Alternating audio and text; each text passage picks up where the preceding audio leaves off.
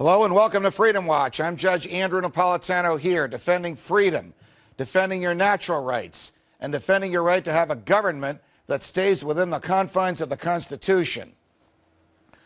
The government's checkbook is awash in a sea of red ink with national debt of almost $14 trillion. And yet we keep on borrowing and printing cash.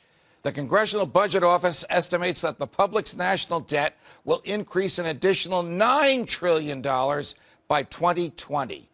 This means we are paying $500 million in interest every single day. A series of billboards has popped up around Times Square here in New York City as part of a campaign to remind people just how much money we owe. The movement is backed by a free marketer whose friends and enemies alike call him Dr. Evil because of his defense of citizens' right to smoke on their own property and in restaurants. He even took on Mothers Against Drunk Driving by starting his anti-prohibition group, BRAD, Beverage Retailers Against Drunk Driving, which argued for tolerance for social drinking. 60 Minutes nicknamed him the booze and food industry's weapon of mass destruction. Joining me now is the leader of the Defeat the Debt campaign, Rick Berman. Rick, welcome to Freedom Watch. Thank you, Judge. Thanks for that introduction. Oh, you're more than welcome. Thanks for all that you do. Just give us an indication of how bad the debt is and how much worse it gets with every tick of the clock. Well, as you said, it's $500 million a day in interest alone. We're going to run another $1.5 trillion deficit this year alone. And, you know, one of the interesting things to do is to give people some understanding as to how much $1 trillion really is, because for a lot of people it's just a big number. And I try to put it in terms of time. If you tell people that 1 million seconds will elapse in 12 days, then ask them how long will it take 1 trillion seconds to elapse. And you get numbers that are relatively conservative and modest. But the answer is 1 trillion seconds. Remember, 1 million is 12 days. 1 trillion seconds is in excess of 31,000 years.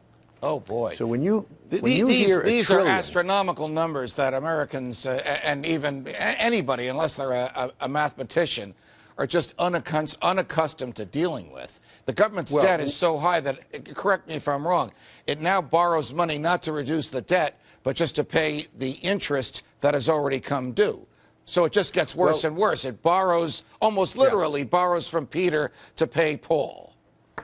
We are in a cycle of debt that we don't know how to get out of because we've never been here before. I heard Robert Rubin just a few days ago, who, as you remember, was Clinton's Treasury Secretary, saying that this is unsustainable.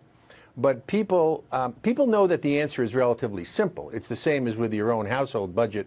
If you found yourself in such a horrible situation, the first thing you would do is say, well, number one, I'm going to stop borrowing more money. Right. And number two, I'm going to cut my spending. So quite frankly, the answer is simple.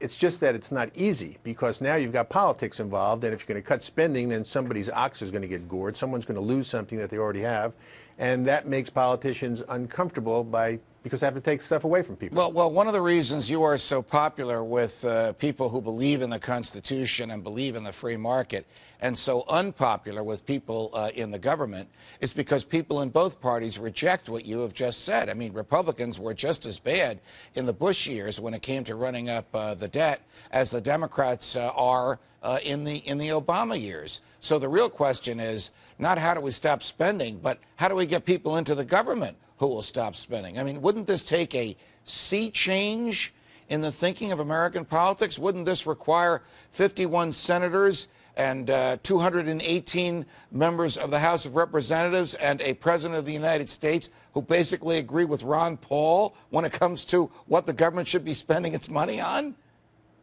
Yeah, it's going to take something dramatic like that, and unfortunately, I don't see it on the horizon.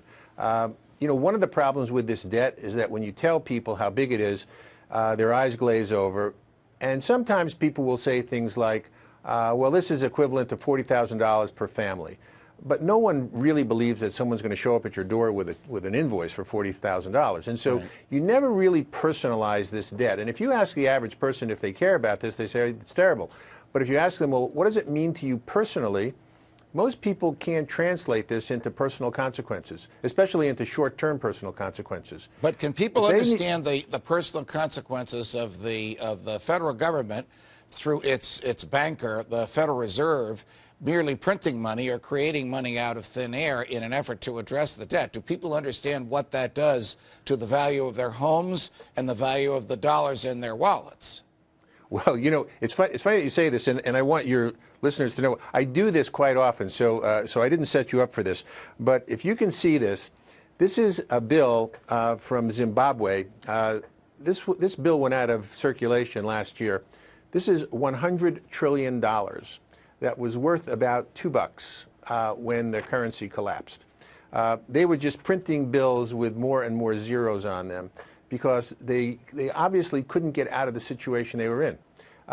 We're not going to go to print money that large, but if we don't cut spending, the only way that we can cut off our obligations is to inflate the money supply or have interest rates that are astronomical. But don't Chairman of the Federal Reserve from Alan Greenspan to Ben Bernanke, and don't presidential advisors from Hank Paulson to Robert Rubin to Tim Geithner to Larry Summers, who was once the president of Harvard, don't they all tell the presidents that they advise that we can get away with this, that the Fed can just add they wouldn't do anything as obscene as printing a $1 trillion note. They would just add zeros to a bank account of one of their bank members and just create money out of thin air that way? Do they really think we can get out of the $14 trillion debt by continuing to do that, and that there'll be no adverse consequences?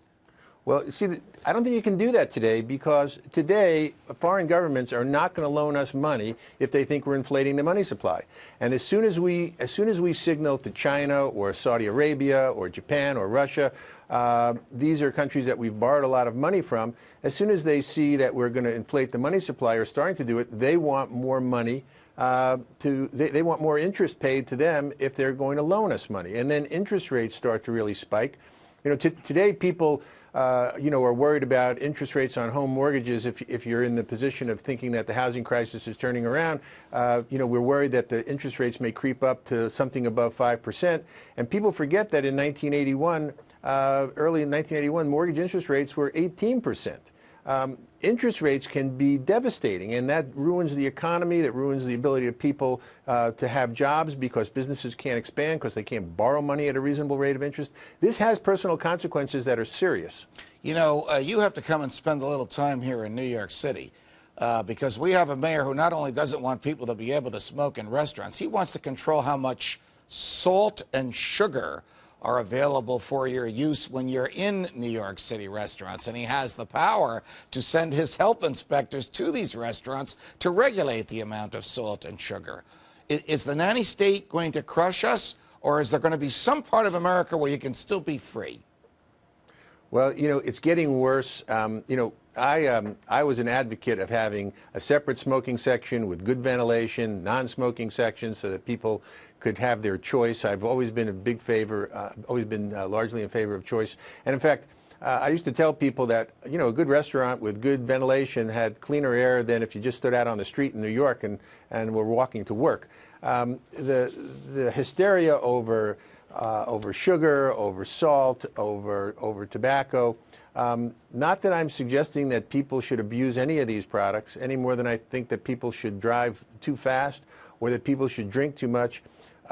But the hysteria over it always takes us into an area of overregulation, of throwing the baby out with the bathwater, and it becomes politically incorrect to talk back to these people. And I think sooner or later the American public is going to get fed up with it, but it hasn't happened yet. Rick Berman, thanks very much for joining us on Freedom Watch.